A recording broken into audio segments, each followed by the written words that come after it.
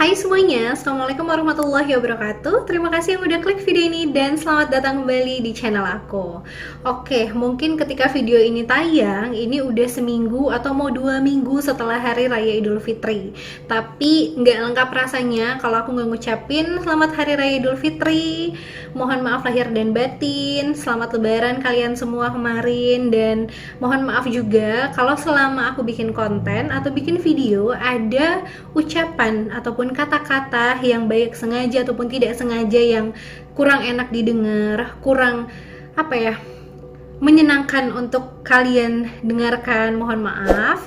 Dan terima kasih yang udah nonton channel aku dan subscribe channel aku sampai sekarang. Udah gak usah banyak kecang-cincong lagi. Ngomong-ngomong, aku ngeliat nih video-video akhir-akhir ini yang aku upload ya kan, kok nggak ada nih thumbnail yang warnanya hijau. Berarti udah nggak ada lagi nih aku ngebahas tentang horor, misteri, ataupun urban legend lainnya ya kan. Dan memang ternyata belum pernah filming soal misteri dan lain-lainnya lagi. Jadi malam ini aku akan mulai membahas hal-hal seperti itu lagi, diselingi juga dengan kasus psikopat, penculikan, dan yang lainnya. Dan untuk malam ini aku mau menceritakan kisah tentang salah satu bangunan yang mungkin kalian udah lihat di thumbnailnya atau judul video ini mungkin, dimana bangunan ini digadang-gadang sebagai bangunan paling mengerikan yang ada di Los Angeles, Amerika Serikat. Penasaran nih, kira-kira bangunan apa sih dan kenapa sih bangunan ini disebut sebagai bangunan paling mengerikan dan terkutuk yang ada di sana? Langsung aja kita mulai ke ceritanya. Seperti yang kalian lihat di thumbnail ataupun judulnya, malam ini aku akan ngebahas tentang Hotel Cecil yang berada di downtown Los Angeles. Hotel ini mungkin bagi kalian udah nggak asing lagi dan udah pernah ngedenger nih cerita-cerita ataupun kisah-kisah yang aneh yang terjadi di Hotel Cecil ini. Hotel Cecil ini dibangun pada tahun 1927 dan memiliki 600 kamar tidur. Nah, hotel ini awalnya itu digunakan sebagai hotel tempat penginapan orang yang datang dari luar kota, orang yang datang untuk berbisnis ke sana. Tapi berjalannya waktu, pada tahun 1950, hotel ini lebih sering sekali menjadi tempat tinggal sementara ataupun rumah singgah bagi orang-orang yang memang mungkin tidak punya tempat tinggal di Los Angeles pada saat itu. Jadi tinggal itu nggak cuma untuk bisnis, nggak cuma berapa hari, tapi lebih ke berbulan-bulan atau bahkan tahunan gitu loh. Selain menjadi rumah singgah, tempat tinggal sementara, Hotel Cecil ini semakin jalan terus waktu ya kan, dia justru lebih dikenal sebagai tempat uji nyali orang-orang yang kesana, atau bahkan tempat orang mencari penampakan hantu. Orang-orang yang pengen melakukan ghost hunter, pengen menguji adrenalin mereka dengan melihat sosok-sosok penampakan, pergi ke sana untuk mencari penampakan gitu loh. Nah, kenapa nih hotel yang tadi awalnya biasa-biasa aja, hotel bagus-bagus aja, hotel memiliki kamar dengan jumlah banyak pada saat itu, justru malah dikatakan sebagai tempat uji nyali, hotel terkutuk, dan hotel angker? Nih, aku mau ceritain nih ke kalian beberapa kisah yang dipercaya konon katanya menjadi alasan hotel ini dikatakan sebagai hotel terkutuk dan hotel menyeramkan. Apa aja kisahnya? Langsung aja kita masuk ya. Sebenarnya banyak banget nih alasan yang katanya menjadikan hotel ini sebagai hotel angker. Ada yang melakukan pembunuhan, ada yang melakukan penghilangan nyawa, ada yang melakukan aksi-aksi kriminal dan aksi kekejaman lainnya yang terjadi di hotel ini. Bahkan ada kejadian misterius yang tidak bisa dijelaskan dengan logika sampai paranormal activity. Jadi aku akan menceritakan beberapa dari itu aja, karena kalau diceritain semuanya videonya bisa 1 jam. Kita mulai dari kasus penghilangan nyawa yang dilakukan oleh beberapa orang yang menginap di Hotel Cecil ini. Pada tahun 1931, ada seorang pria dewasa yang mengakhiri hidupnya dengan cara meminum racun hingga dia meninggal dunia di dalam kamarnya. Pada tahun 1933, ada seorang pria bernama Benjamin yang memutuskan untuk mengakhiri hidupnya juga di dalam kamarnya dengan cara menembakkan pistol langsung ke kepalanya, dan dia pun akhirnya tewas di tempat. Terus tahun 1934 ada seorang pria bernama Louis yang memutuskan untuk bunuh ini juga dengan cara melompat dari kamar tidurnya sambil melilitkan kabel telepon di lehernya. Jadi jatuhnya dia gantung ini kan, karena sambil lompat sambil ngegantungin ke kabel telepon ke lehernya juga. Terus pada tahun 1934 juga ada seorang laki-laki yang mengakhiri hidupnya juga dengan cara menyayat lehernya sampai dia tewas. Pada tahun 1938 ada seorang pria bernama Thompson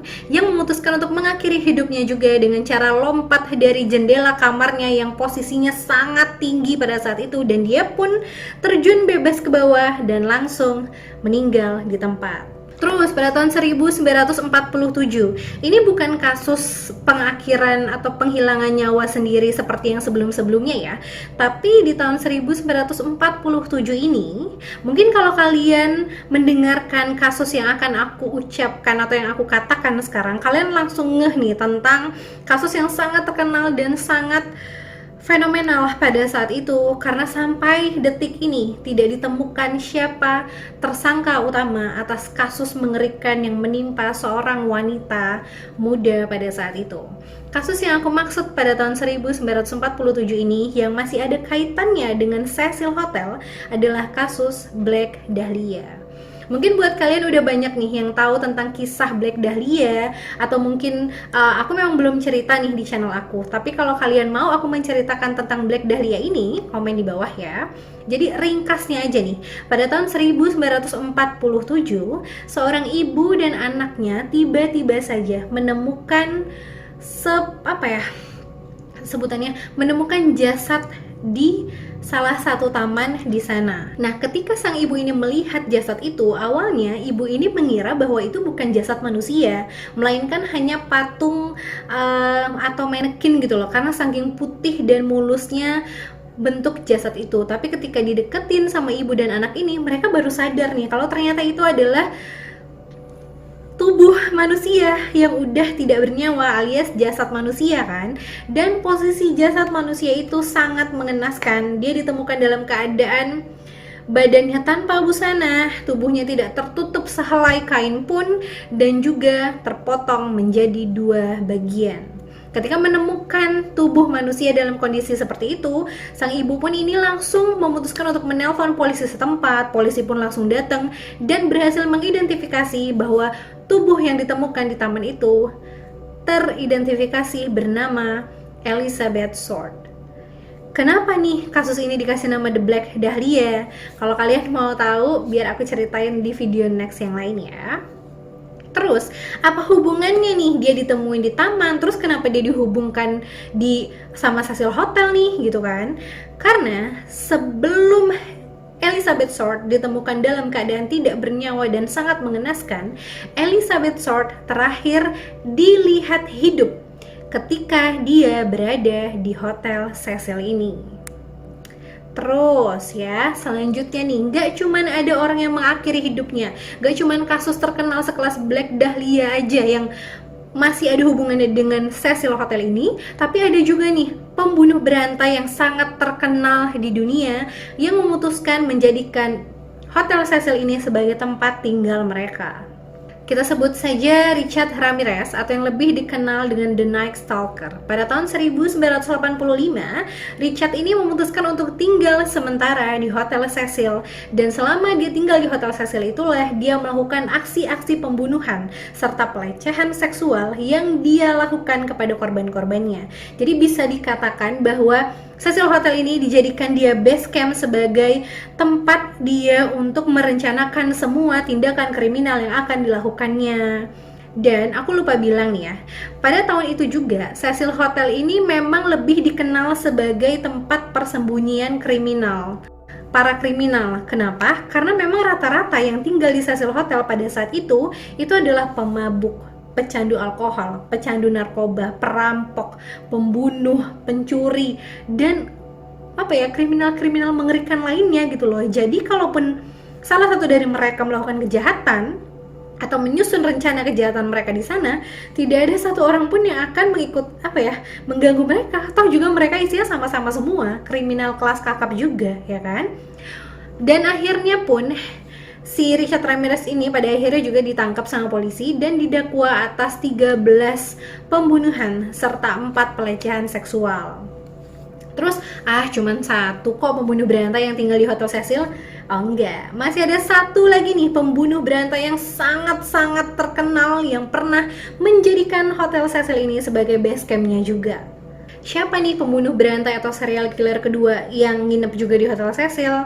Dia bernama Jack Unterweger. Jack ini menjadi pembunuh berantai kedua setelah Ramirez yang memutuskan untuk tinggal di Hotel Cecil dan melakukan aksi kejahatannya sepanjang dia tinggal di Hotel Cecil itu.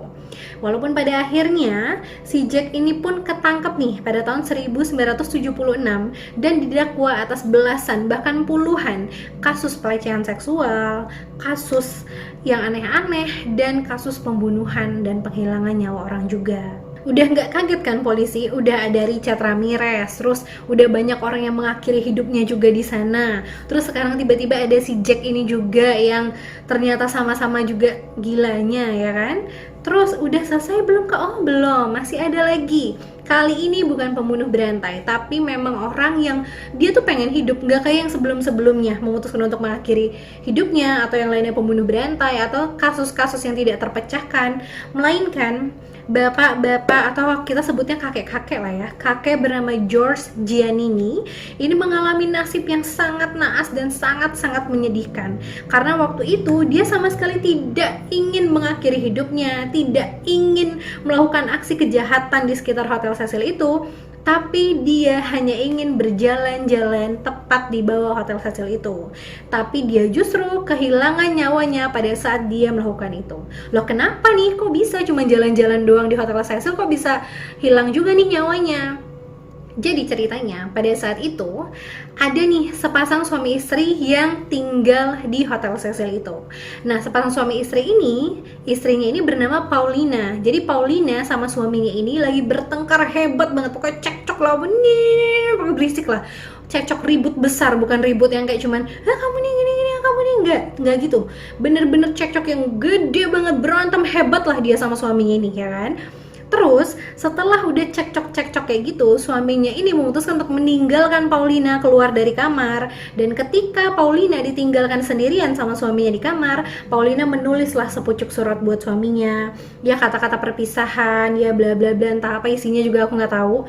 Intinya kalimat perpisahan bahwa dia akan pergi untuk selamanya gitu loh. Dan bener aja, Paulina pun langsung memutuskan untuk mengakhiri hidupnya dengan cara melompat dari jendela kamar hotelnya, terjun bebas ke bawah seperti yang sebelum-sebelumnya. Tapi naasnya di sini adalah si Paulina ini mengakhiri hidupnya ngajak-ngajak orang. Pak George tadi yang niatnya cuma jalan-jalan sore doang nih di sekitar Hotel Cecil justru juga meninggal dunia pada saat itu karena ketika Paulina terjun bebas ke bawah, Paulina jatuh tepat di atas Pak George yang sedang jalan-jalan di Hotel Cecil pada saat itu. Jadi Pak George jalan, terus si Paulina tuh dari atas jatuh kan, dia bener-bener jatuh tepat di atasnya Pak George dan mereka berdua pun jatuh tuh dan sama-sama meninggal dunia di tempat dan kehilangan nyawa mereka berdua. Si Paulina yang memang di atas tadi bunuh diri meninggal, dan si Pak George yang niatnya gak ada niat apa-apa, cuma mau menghirup udara bebas saja kok gitu kan, tapi dia malah ikut kehilangan nyawanya karena aksi bunuh diri yang dilakukan oleh Paulina. Terus ada lagi nih satu kasus yang paling terkenal di Hotel Cecil. Pokoknya kalau nyeritain Hotel Cecil nggak menceritakan tentang satu kasus ini, kayak istilahnya Lebaran nggak ada ini, nggak ada rendang, nggak ada ketupat, nggak ada itu, agak-agak aneh gitu ya kan. Jadi kisah kali ini terjadi pada tahun 2013. Kalau aku sebut nama orangnya, pasti kalian langsung, oh iya, dia pasti ada sangkut pautnya dengan Hotel Cecil, dan memang ini terjadi di Hotel Cecil. Kasus ini melibatkan seorang mahasiswi asal Kanada yang dinyatakan hilang oleh sang ibu pada akhir Januari dan ditemukan dalam keadaan tidak bernyawa di dalam tangki air yang berada di atap Hotel Cecil pada Februari 2013. Siapa lagi yang aku bicarakan kalau bukan Elisa Lam. Kasus Elisa Lam ini merupakan kasus yang sangat-sangat terkenal dan menjadikan tambahan citra buruk ataupun tambahan rentetan kasus yang menambah seramnya Hotel Cecil pada saat itu, di mana Elisa Lam ini ditemukan meninggal dunia dalam keadaan tanpa busana, seperti yang aku bilang tadi, di dalam tangki air yang terkunci yang berada di atap Hotel Cecil. Yang buat kasus ini misterius adalah bagaimana caranya Elisa Lam bisa masuk ke dalam tangki air dalam keadaan tidak busana, padahal tangki airnya dalam kondisi terkunci, dan kejanggalan-kejanggalan yang ada di video CCTV yang merekam gerak-gerik Elisa Lam pada saat itu, yang seperti menghindari orang, ketakutan, dan terlihat kadang-kadang berinteraksi dengan sesuatu yang tidak tertangkap oleh CCTV. Tapi aku juga belum pernah nih ngebahas tentang Elisa Lam. Buat kalian yang mau tahu kisah lengkapnya, kira-kira aku perlu nggak nih bahas tentang Elisa Lam? Komen di bawah ya. Dari kasus itu makin banyak lah rentetan kejadian yang mendukung bahwa emang hotel ini terkutuk, katanya hotel ini misterius lah, inilah itulah. Menurut kalian gimana sih tentang semua kejadian-kejadian aneh, tentang semua kejadian-kejadian penghilangan nyawa, kasus yang tidak terpecahkan, penampakan, ataupun kasus misterius seperti Elisa Lam ini? Apakah benar Hotel Cecil ini merupakan hotel yang terkutuk, hotel yang memang sudah penuh dengan makhluk-makhluk tak kasat mata? Komen di bawah ya. Oke, segitu dulu video aku kali ini. Tapi katanya nih, pada tahun 2011 Hotel Cecil ini diganti nama menjadi Hotel Stay in Maine. Tapi aku kurang tahu nih apakah beneran diganti nama atau cuman penggantian sementara. Dan bahkan nih, Los Angeles pada tahun 2015 menjadikan Hotel Cecil sebagai landmark mereka. Dan dia pun dipecah gitu loh kamarnya waktu dari tahun 2015 itu. Jadi 299 kamar itu menjadi kamar hotel seperti biasa, sementara 301 kamar lainnya itu menjadi kamar kayak tempat tinggal gitu loh. Mungkin kayak sejenis apartemen kali ya kalau di Jakarta gitu kan, ya nggak sih? Kalau kalian nih punya kesempatan untuk datang ke kota LA, apa kalian minat untuk menguji nyali atau bahkan menjadikan Hotel Cecil sebagai pilihan tempat penginapan kalian? Komen juga di bawah ya. Oke, terima kasih yang udah nonton video ini sampai habis. Terima kasih juga yang udah subscribe channel aku sampai sekarang. Jangan lupa like videonya kalau kalian suka. Komen-komen di bawah juga untuk ide video dan saran lainnya. Subscribe channel aku yang belum subscribe dong. Ayo dong bantu supaya channel aku cepat berkembang, dan nyalain tombol notifikasinya supaya kalian tahu nih video aku ada video baru yang diupload. Sampai ngomongnya udah belepotan ya Allah. Terus boleh nih komen-komen saran mungkin di bawah, saran-saran yang mendukung, saran-saran yang membantu aku untuk berkembang jadi jauh lebih baik lagi. Oke, terima kasih. Dadah. Assalamualaikum. Sampai ketemu di video selanjutnya.